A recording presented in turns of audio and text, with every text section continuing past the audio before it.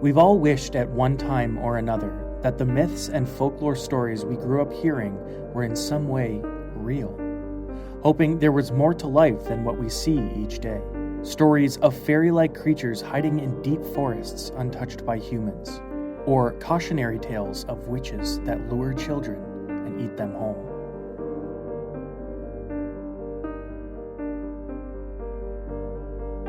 People believe in all sorts of gods and religions worldwide, so what's to say that beasts wandering the mountains, or aquatic dinosaurs lurking in the waters, or even ghosts haunting houses are any different? What if all of it was real? All part of the same soup.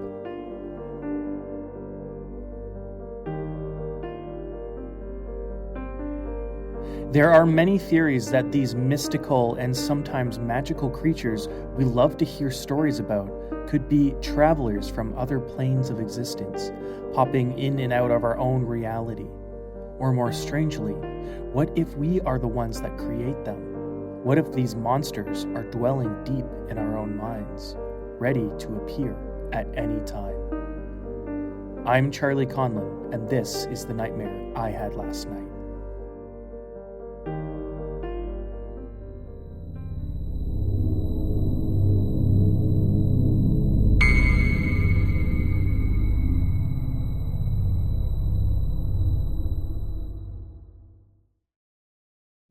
When I awoke inside my nightmare, I was approaching the village of Mount Hood.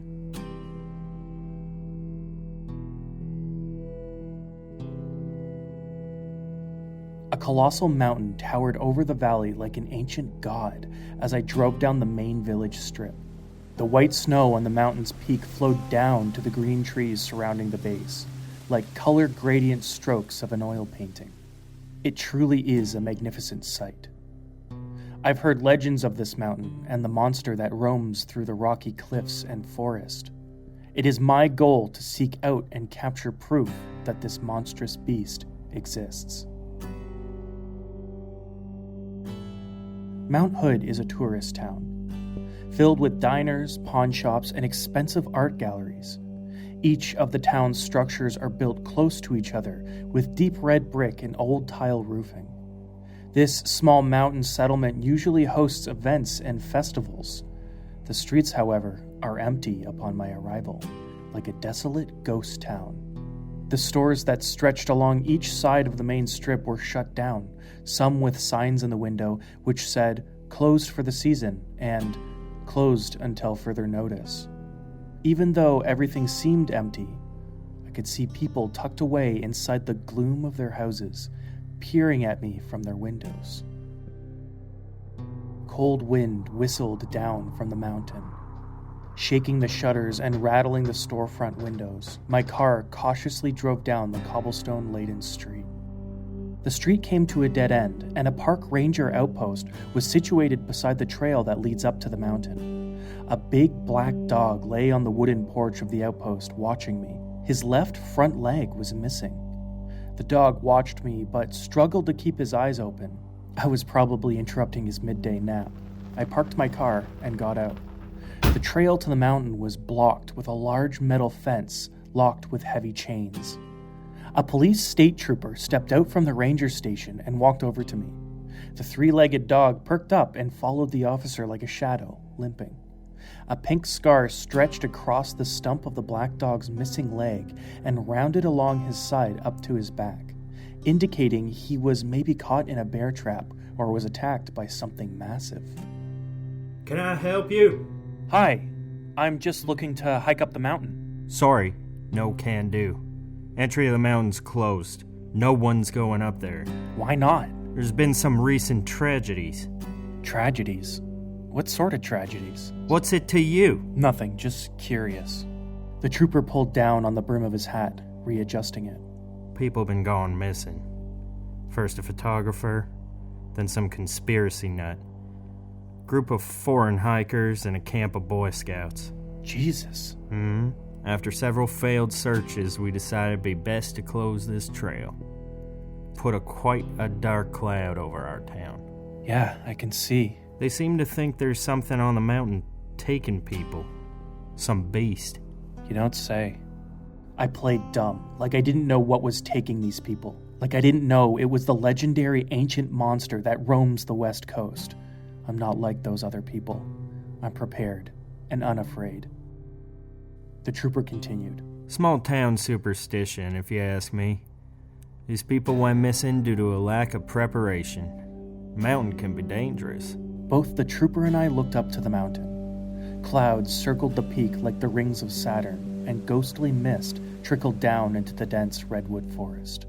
Sorry you made the journey all the way up here to Mount Hood, but I'm afraid you can't go onto the mountain.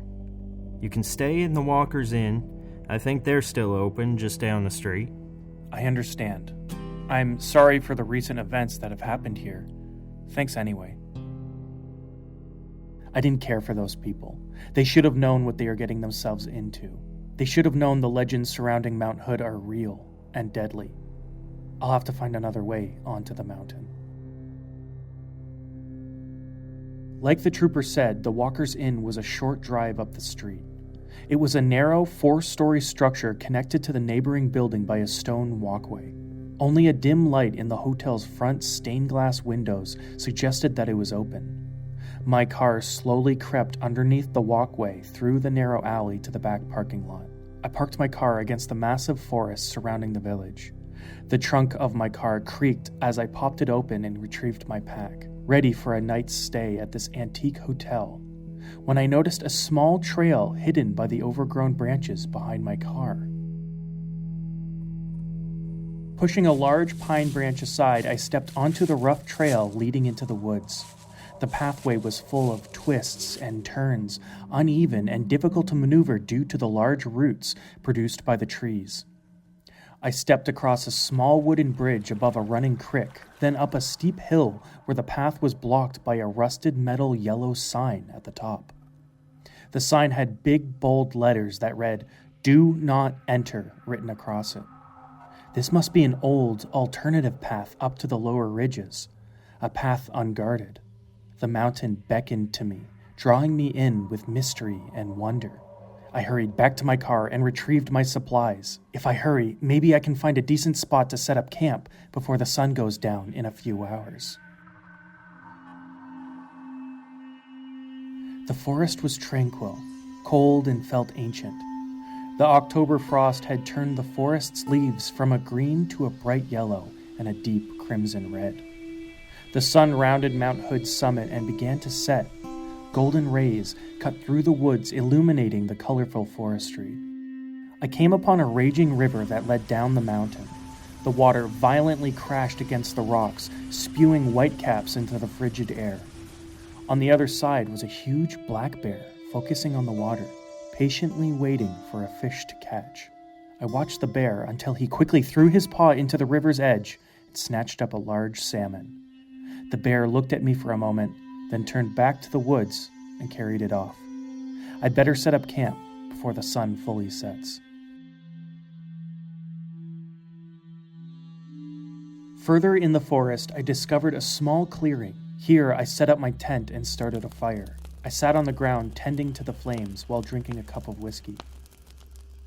It was colder outside now that it was night. The surrounding trees were tall and skinny, and the wind brushed through them softly, and the sounds of wildlife echoed in the distance. The mountain made me feel strange, made my skin crawl, like something was watching me. In the middle of the night, I woke up inside my tent to strange sounds in the forest. Something was lurking outside.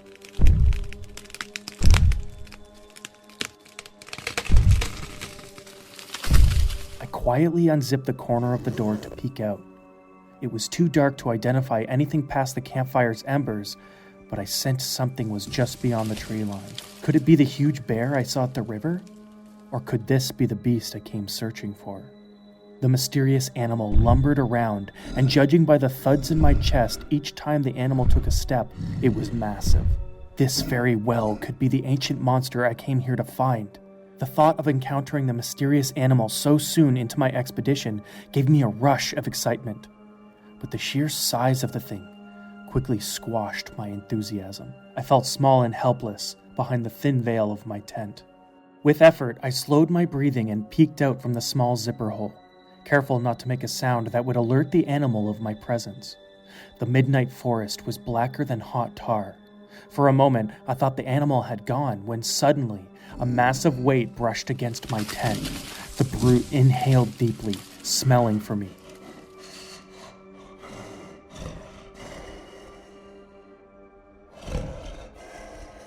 It knows I'm here.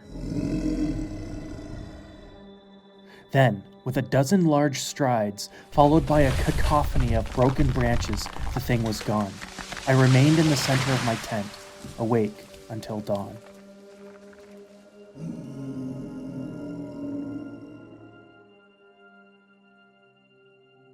The sun had barely risen over the mountain by the time I crawled out from my tent.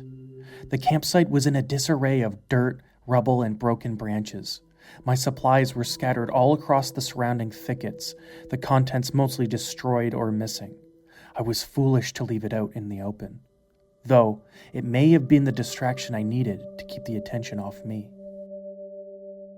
Nothing was left of my fire. In fact, the small fire pit was stomped out in a deep, muddy crater pooling with wet gray ash and splintered logs.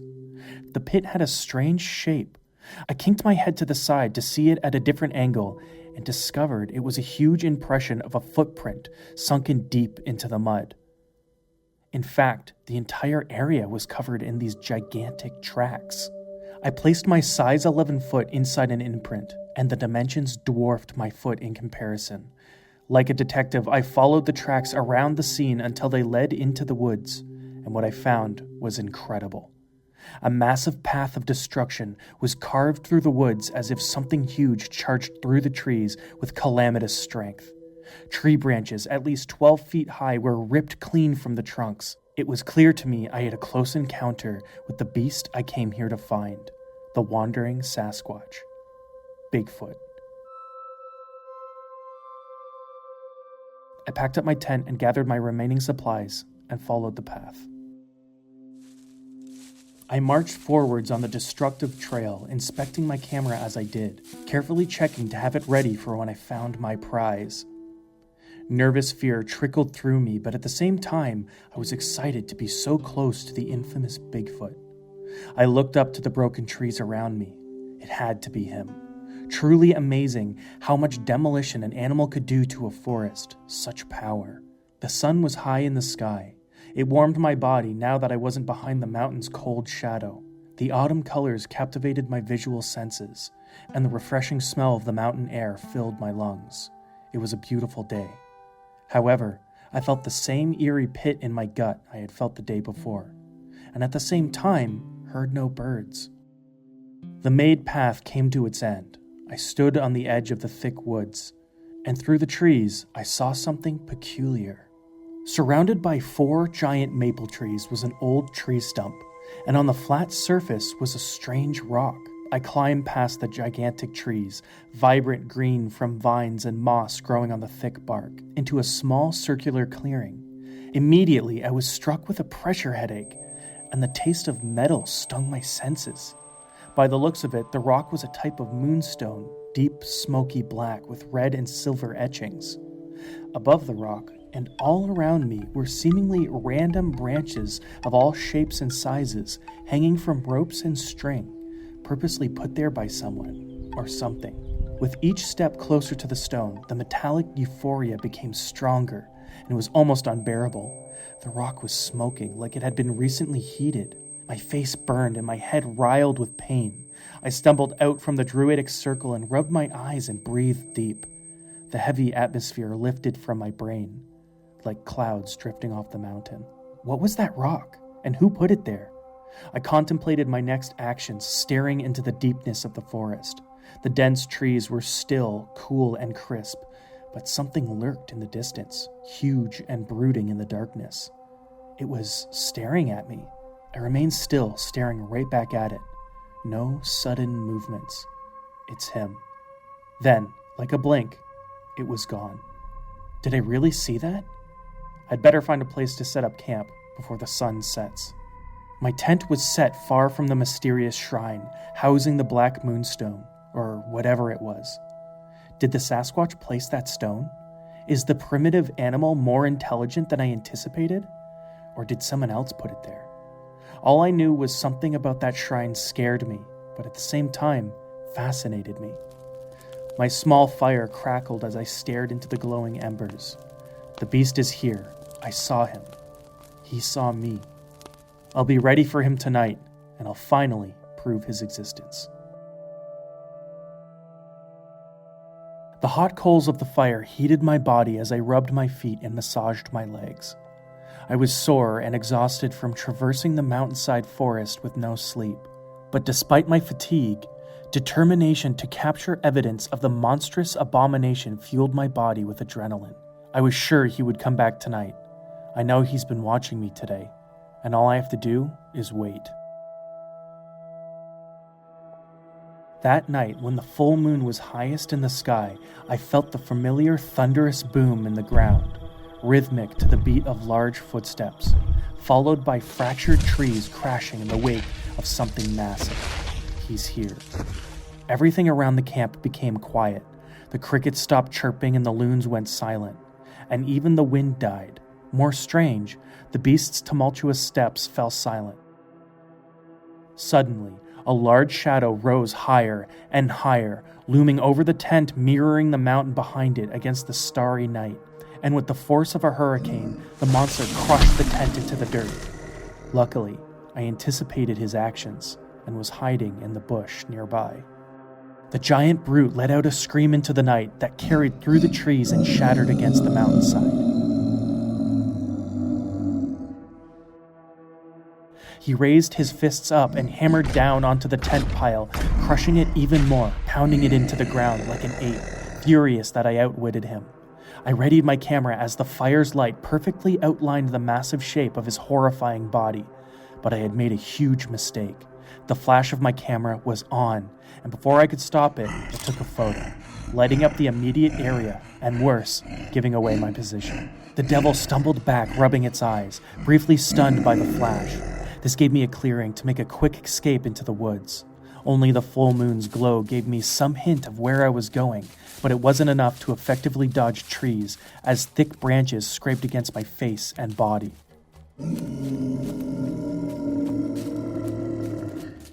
The massive bellow shook my body, and it was followed by rumbles in the earth like a rock slide from the mountain.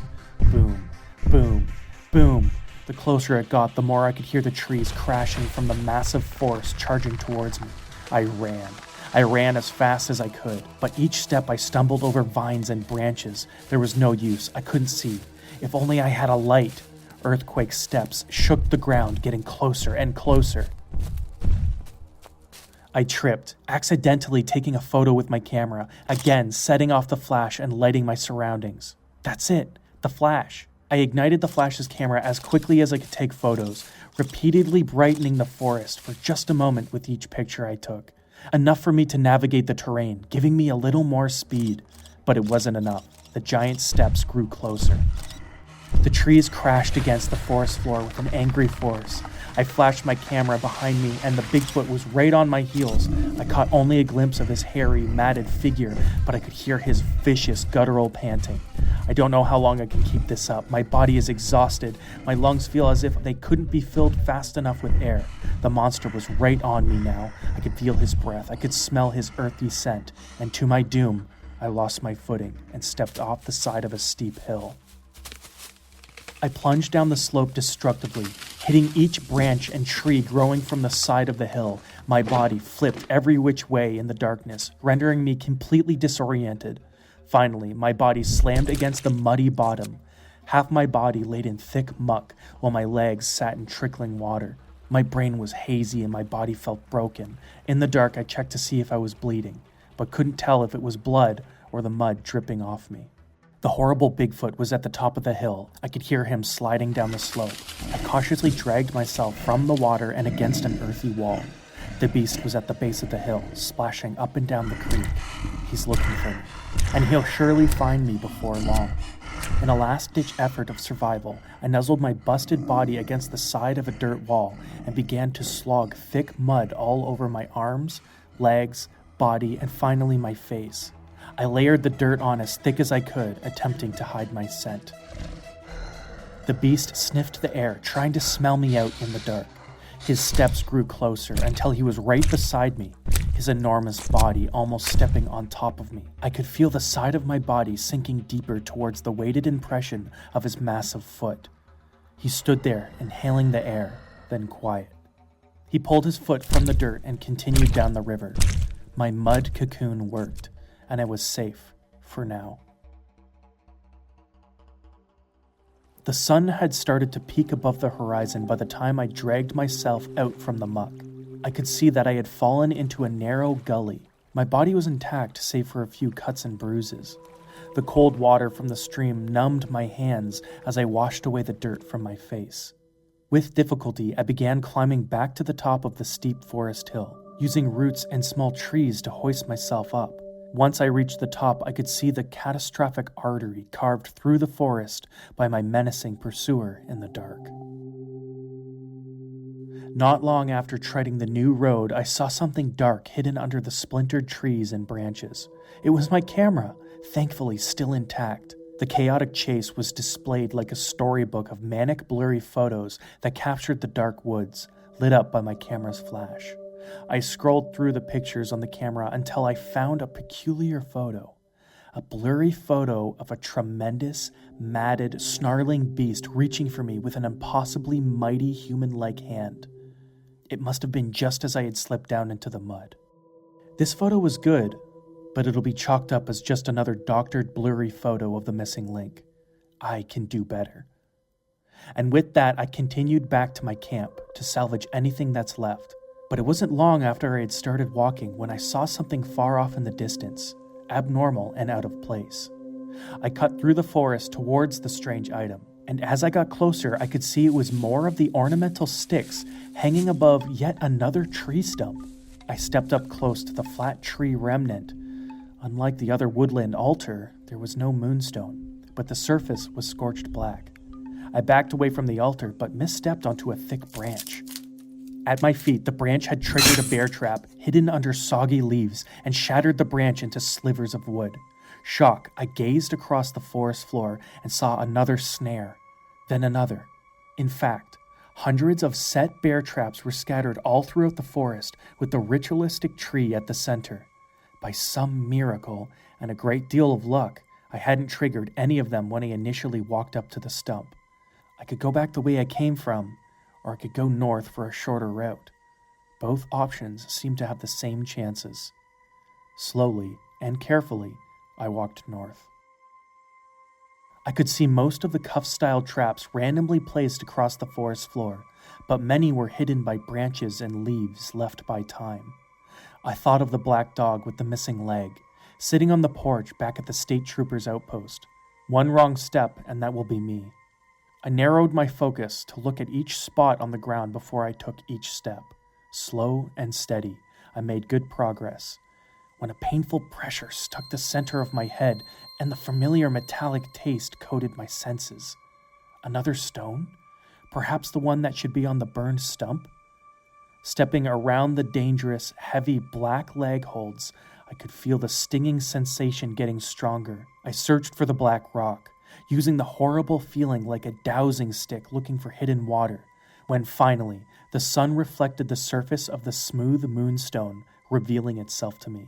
It sat surrounded by dozens of rusted heavy metal snares, sharp and ready to bite.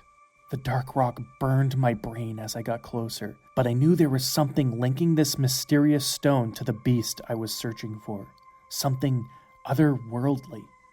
Without moving my feet, I reached down and grabbed a long branch.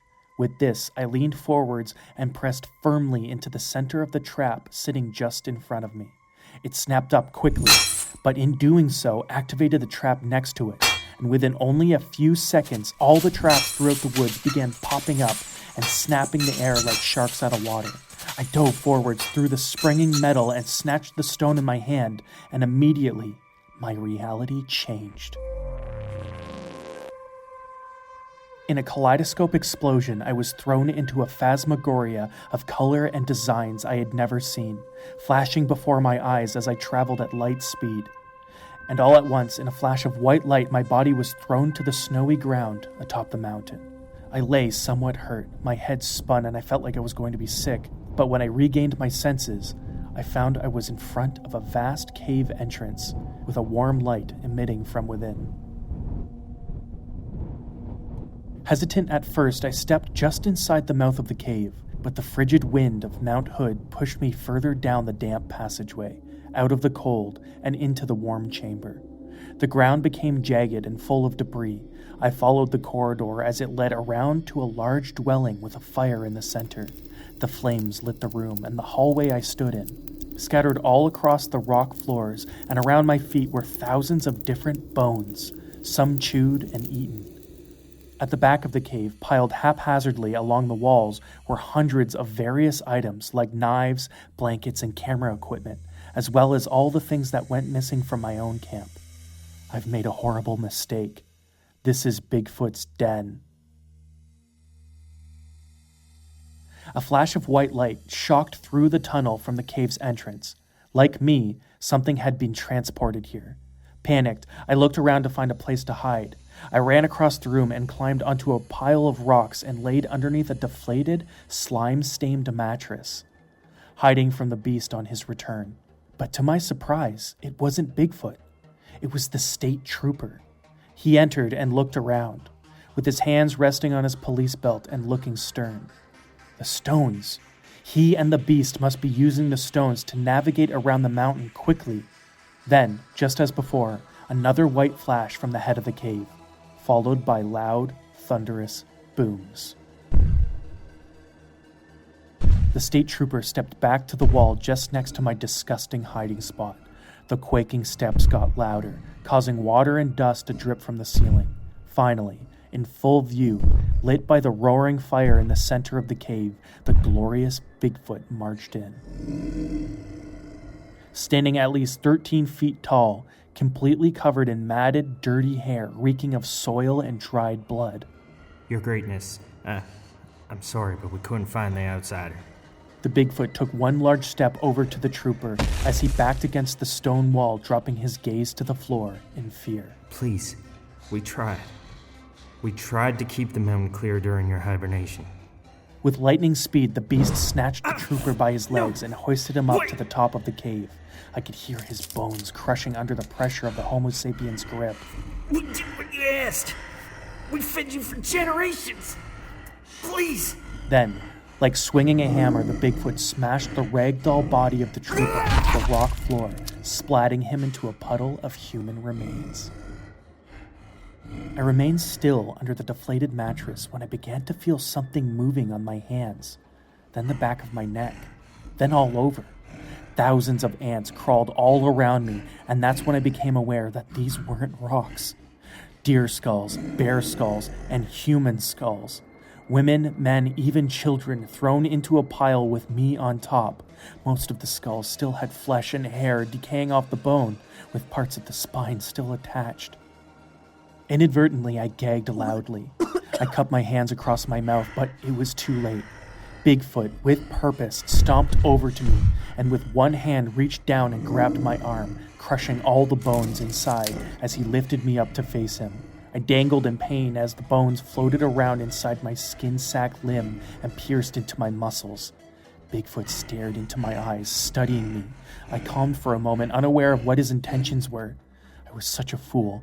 How could I think I could catch or even challenge such a beast? I stared into his dark, brown eyes. Truly evolution at its finest. I knew there was no getting away. With one hand holding my arm, he reached down and grabbed my leg and began to pull me apart.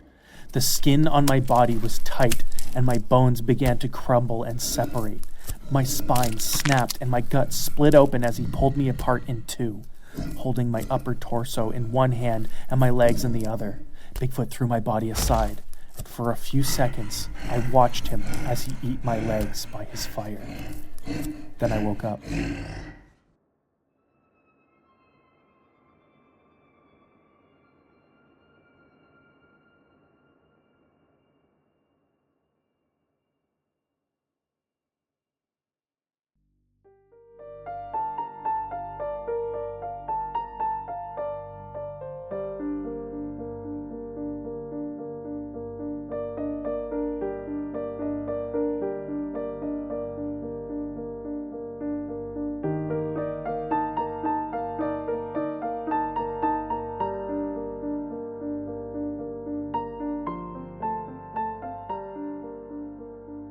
People all around the world believe in many different folklore monsters that roam our planet, hiding in the shadows. Stories of spirits haunting graveyards or monsters terrorizing villages, even horrible tales of demons crawling out of hell to corrupt innocent people. Myths and legends that date as far back as, well, people have existed. And the legend of the Bigfoot monster has one of the largest communities surrounding the beast. So to break down my nightmare, I'll start from the beginning.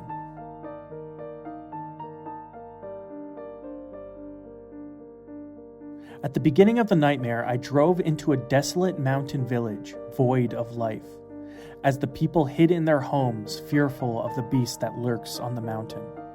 Dreaming of a village can signify community and traditions in your waking life, but it was desolate. This could indicate that your waking life has a lack of community within it. Picturing yourself in a village can also indicate that you long for a simpler life, away from the bustling city. So maybe the empty village is exactly what you've been needing. As I set out to traverse the mountain, the leading path was blocked and guarded by a state trooper.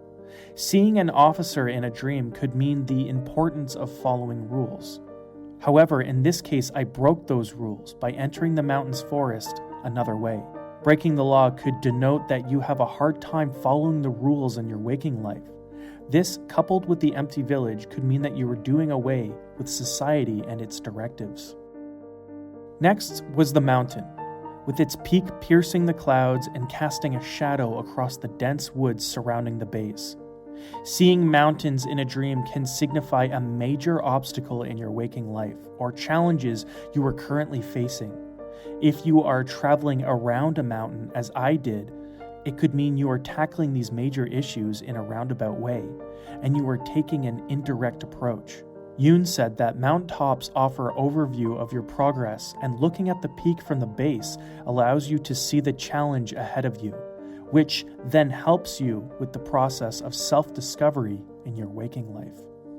In the mountain forest, I found myself watching a bear, fishing for food in a river. A bear is a significant image to see in your dreamscapes. It can represent independence and strength. Bears are solitary creatures, so seeing one in a dream could mean you are thinking like a bear, living and surviving alone. Given the fact that most of us have been locked away over the last 2 years, this makes sense. But this doesn't have to be a bad thing. Like a bear hibernating, it could be a symbol for the cycle of life, and you will come out of your own introspective hibernation anew. In the nightmare, I was searching for a beast, but not just any beast, the Bigfoot monster himself. And within the dreamscape, I found him, standing 10 to 15 feet tall, muscular, hairy, and menacing.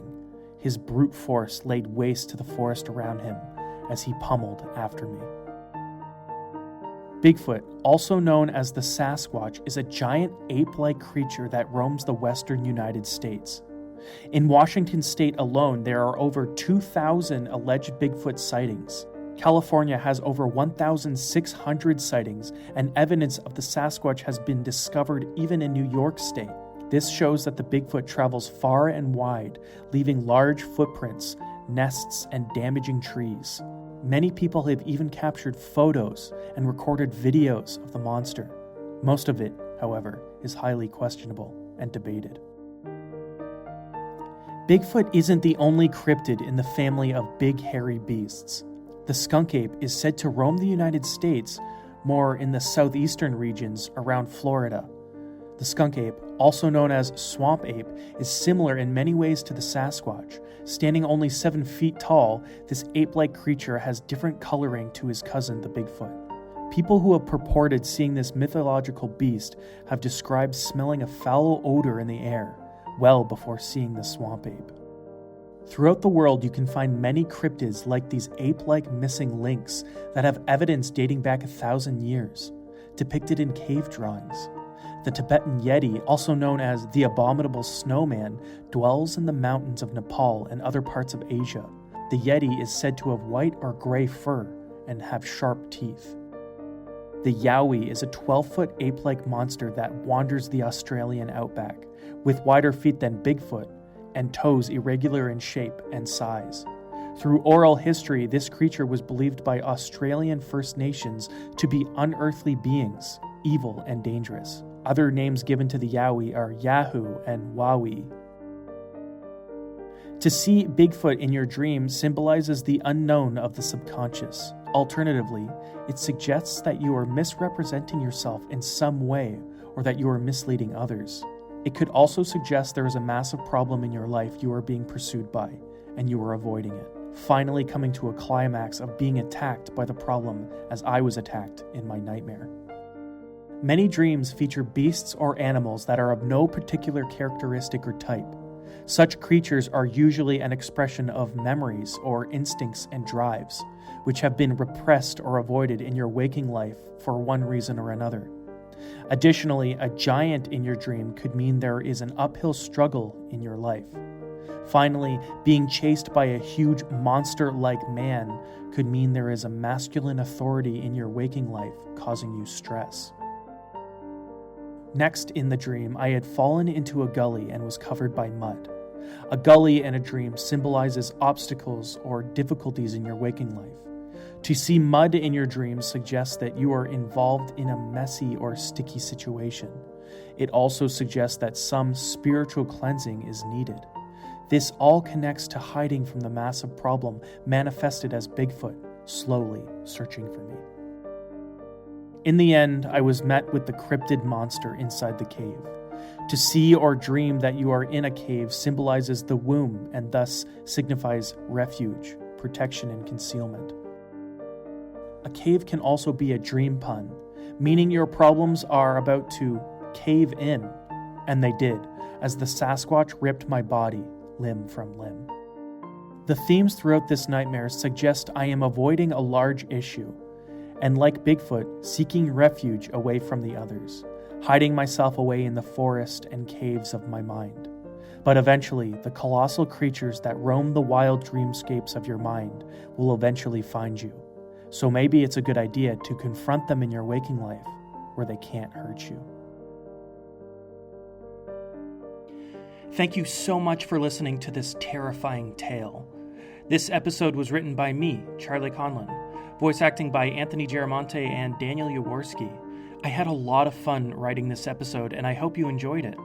And I want to hear your scary stories. Go to kmnpodcast.com and send me your horrifying nightmares. Rate and follow the podcast wherever you listen to podcasts. Follow me on KMN Podcast on Twitter and Instagram for all things nightmarish. And remember, if things get too scary, you can always wake up.